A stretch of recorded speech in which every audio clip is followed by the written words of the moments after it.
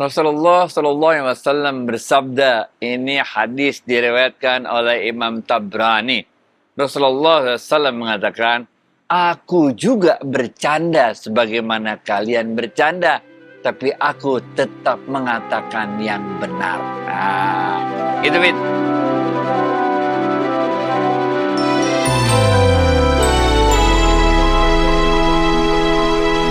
Assalamualaikum warahmatullahi wabarakatuh, sahabat Smart Skill School. Semoga kita semua selalu dalam lindungan Allah Subhanahu wa Ta'ala. Amin.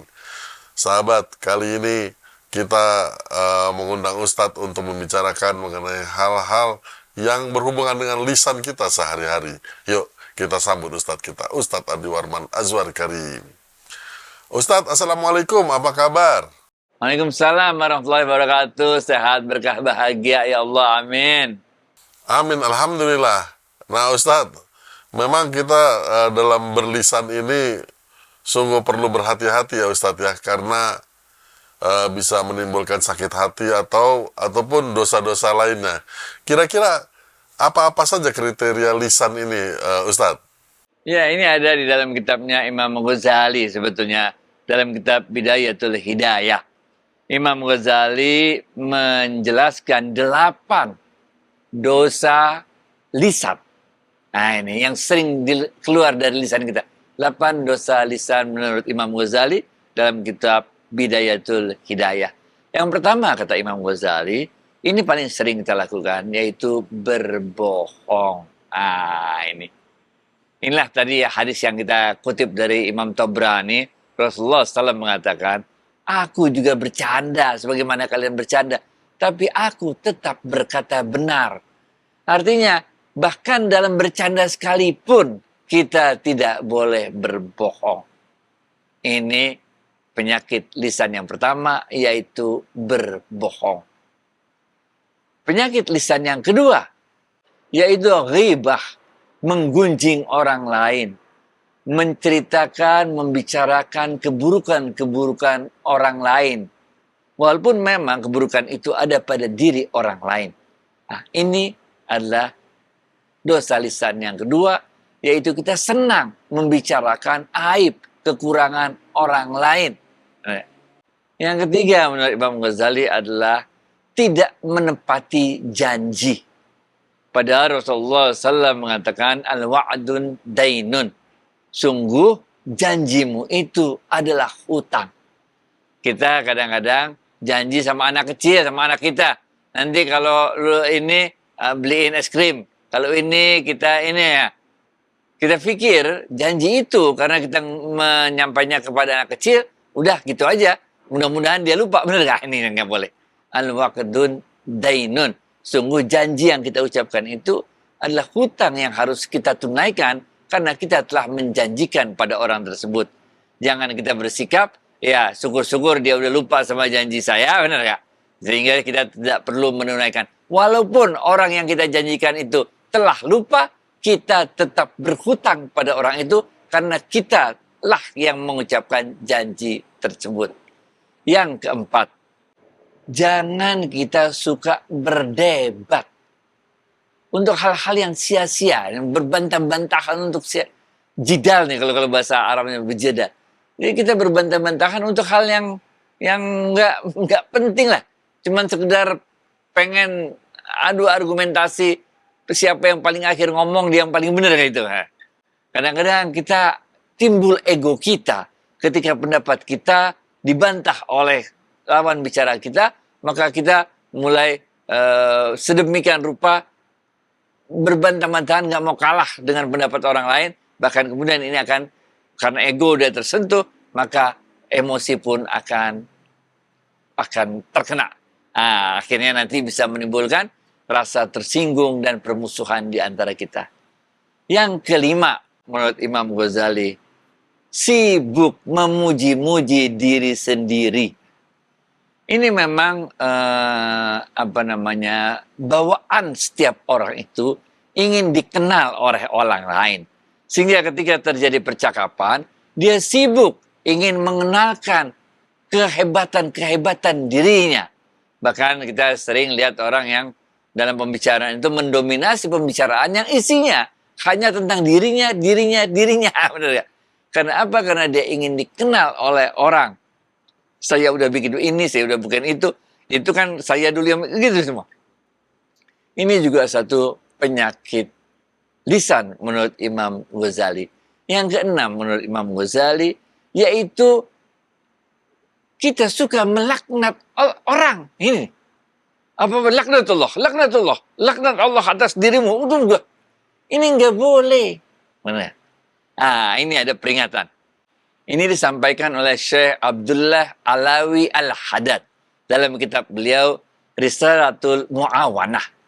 Beliau mengingatkan kepada kita, setiap ucapan laknat yang kita lontarkan dari lisan ini, setiap kali perkataan laknat keluar dari mulut kita, maka laknat tersebut, perkataan laknat tersebut akan terus menuju ke langit, akan langsung menuju ke langit. Kemudian langit akan menutup pintu-pintunya agar laknat itu tidak masuk ke langit. Maka ucapan laknat yang telah keluar dari mulut kita itu akan kembali ke bumi. Dia akan menimpa orang yang kita laknati. Kalau memang menurut catatan Ilahul Mahfuz, memang dia tercatat takdirnya akan terkena musibah tersebut. Apa yang dilaknati itu benar ya? Tapi apabila tidak, maka laknat tersebut akan menimpa orang yang mengucapkannya. Ini hati-hati. Hati-hati. Jangan suka melaknat orang. Karena ucapan itu bisa balik ke diri kita sendiri. Kita melaknat orang, dia ke langit ditutup pintunya, maka dia akan turun lagi ke bumi kepada orang yang kita laknat. Kalau memang menurut catatan Lauhul Mahfuz, ditakdirkan Allah, dia akan tertimpa hal tersebut. Tapi kalau enggak, maka perkataan laknat itu akan kembali kepada orang yang mengucapkannya. Ini jangan. Jangan suka dikit-dikit laknatullah. Jangan. Masih Syekh Abdullah Alawi Al-Haddad itu mengingatkan kepada kita ini. Jangan suka melaknat orang sekalipun dia adalah orang kafir. Karena kita nggak tahu, siapa tahu dia bisa mendapat hidayah. Kecuali, kata beliau, orang tersebut memang sampai akhir hayatnya jelas-jelas kafir. Itu. Contohnya misalnya Fir'aun, yang memang sudah diceritakan oleh Allah dalam Al-Quran. Tabbat yada Abi Lahab wa tab. Ini juga. Emang sudah disebut dalam Al-Quran. Atau iblis yang udah memang disebut dari Allah dalam Al-Quran. Kalau enggak, jangan. Kita nggak tahu apakah kita akan husnul khotimah atau su'ul khotimah. Bahkan kita juga nggak tahu apakah orang lain yang saat ini kita anggap dia orang yang ahli maksiat, dia akan su'ul khotimah, atau bahkan jangan-jangan dia malah husnul khotimah. Oleh karena itu jangan, hati-hati, jangan suka melaknat orang. Yang ketujuh, berdoa untuk keburukan menimpa orang lain. Ini sebetulnya hampir sama dengan yang tadi, yang pertama itu ya, yang melaknat orang itu. Nah, ini lebih rendah sedikit daripada melaknat. Tapi kita berdoa agar keburukan menimpa orang lain. Nah, ini juga jangan. Karena dia hampir sama dengan cerita laknat tadi, bahwa pintu langit akan tertutup, maka doa buruk itu akan kembali ke dunia, menimpa orang yang kita doakan buruk itu. Kalau memang di Lauhul Mahfuz sudah ditakdirkan dia akan terkena musibah tersebut. Kalau enggak, dia akan balik ke kita. Doa buruk itu akan balik ke kita. Makanya kalau di Indonesia tuh, jangan terbalik omongan lo, balik ke diri lo sendiri gitu. Jangan suka mendoakan keburukan buat orang lain. Dan yang terakhir, yang ke-8 adalah kita ini suka menyindir orang lain. Nah, mengejek orang lain. Oke. Kalau bergunjing, kita itu ngomong aib dan keburukan orang tersebut di belakang dia. Jadi nggak di depan dia. Kalau ini nggak. Ini di depan dia, di depan dia gitu. Kita gunjing dia. Jadi kalau bahasa sekarang itu namanya roasting tuh, benar nggak? Kita panggang tuh orang, benar nggak? Kayak ejek segala macam. Mungkin awal-awalnya orang itu tersenyum karena bercandaan. Tapi lama-lama ketika bercandaan itu udah melewati batasnya, orang itu akan merasa tersinggung dengan semua bullying yang kita sampaikan tersebut. Oleh karena itu, dalam Islam, untuk mencegah adanya rasa tersinggung, rasa sakit hati yang tidak terucapkan. Kalau dia ucapkan, kita berhenti biasanya, benar nggak? Gue nggak suka lo ngomong gitu, kita berhenti. Nah, tapi kalau yang tidak terucapkan ini yang bahaya, karena dia bisa berdoa kepada Allah sebagai orang yang dizolimi, dan kita tahu sama-sama doa orang yang dizolimi ini adalah doa yang ijabah oleh Allah. Gitu, Fit. 8 dosa lisan menurut Imam Ghazali dalam kitab Bidayatul Hidayah. Baik tuh, Fit. Baik, kejadian-kejadian seperti ini memang kadang terjadi, Ustadz.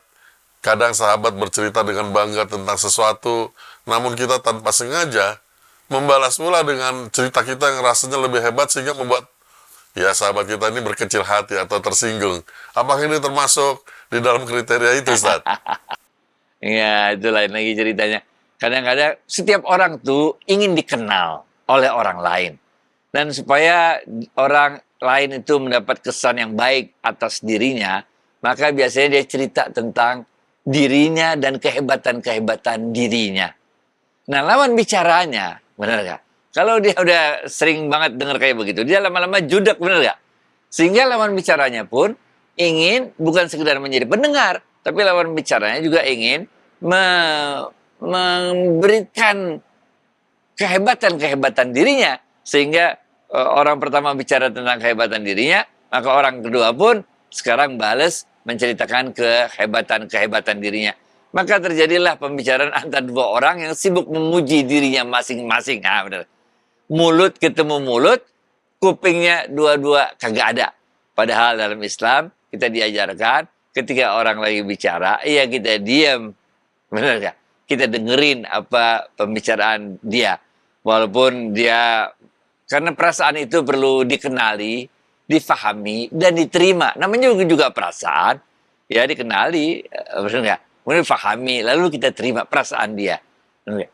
Baru kemudian berarti kita udah menggunakan kuping kita tuh untuk melakukan 3 hal tadi. Dikenali, difahami, diterima. Baru kemudian kita memberikan pandangan kita sendiri terhadap tersebut. Sehingga kita tidak saling berlomba-lomba untuk menceritakan kehebatan diri kita sendiri. Itu kan ada termasuk tadi kan? Yaitu sibuk membicarakan, memuji-muji diri kita sendiri. Sehingga orang pun, ada 2 reaksi orang. Reaksi pertama, orang udahlah.